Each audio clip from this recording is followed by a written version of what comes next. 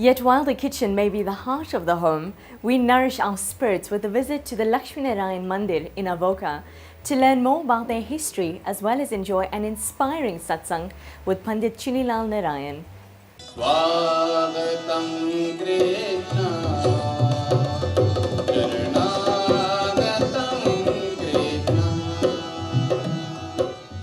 We have the indentured laborers that came here and started this mandir, and it was a place where they could gather, they could commune, be together, commune with God and find peace. It was a wooden iron temple, and it was a very small temple, and we have progressed in leaps and bounds since then.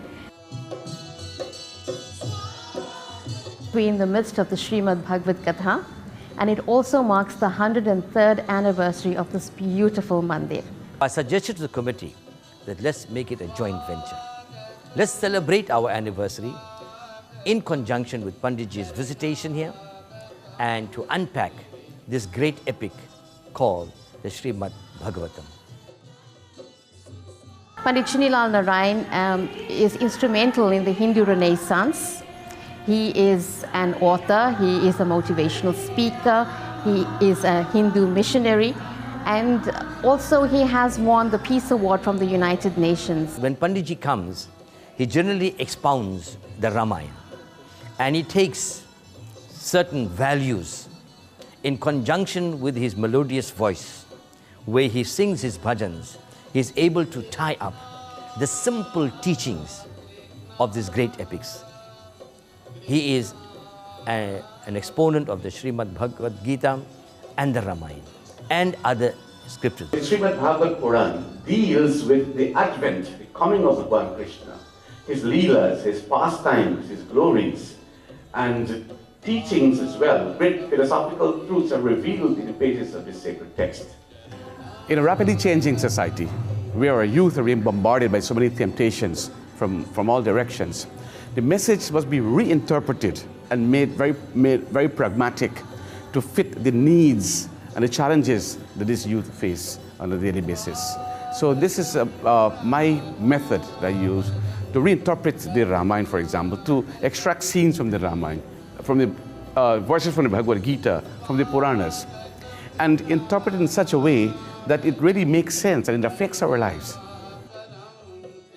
When a name is put in bhajan format, accompanied by music, and you're a lover of music as well, and the more you chant, the more you begin to experience. You want to keep on chanting, and you become entranced and enthralled by simply chanting the name of the Lord.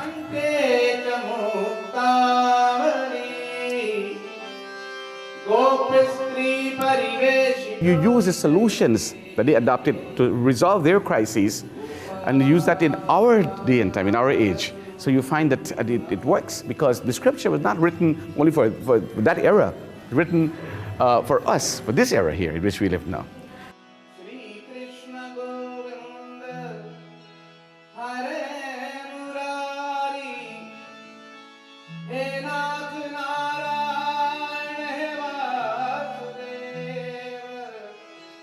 I think that the Lord is very compassionate to his devotees.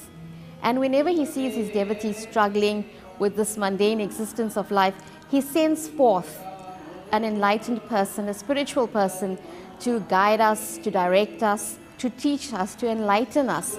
And I think that Pandit Chunellal Narayan is one such special soul. Sanatana Dharma teaches us, or Hinduism teaches us, that every human being was born or is born divine. Each of us carry that spark of divinity within us. Nobody is born a sinner.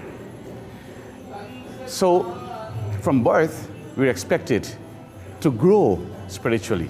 That divinity, innate divinity, is already there present within us.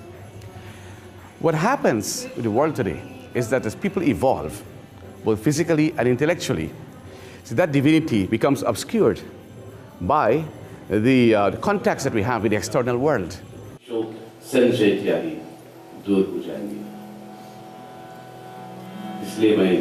And when these Shadvikaras now take over, Kam, Krodh, Mad, Lobh, Hamkar, passion, lust, greed, anger, hatred, arrogance, and so on.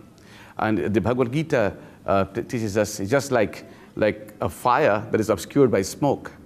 or an unborn child by its covering, or a mirror by dust. So when that mirror, see, is covered with dust now, they cannot reflect any longer. So that divinity is there, but the dust needs to be removed. So our messages here from the scriptures and our mission here is to help our fellow brothers and sisters to realize that you are divine. And divine means that you are part and parcel of that macrocosm.